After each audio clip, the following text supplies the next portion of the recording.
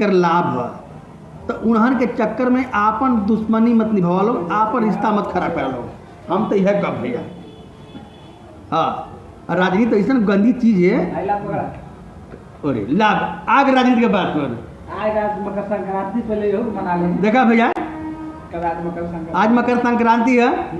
कुछ लोग काल माने ना, कुछ लोग आज माने ना। आई बगा सर आए ससुराल से आयल। हाँ, ये तो भाई हो गल हैप्पी मकर संक्रांति।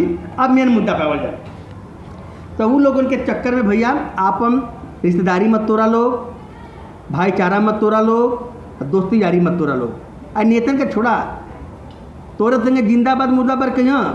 जब लात खाए का बारी आई ना, अपने गाड़ी में बैठिए आ तू रोड पर हबा।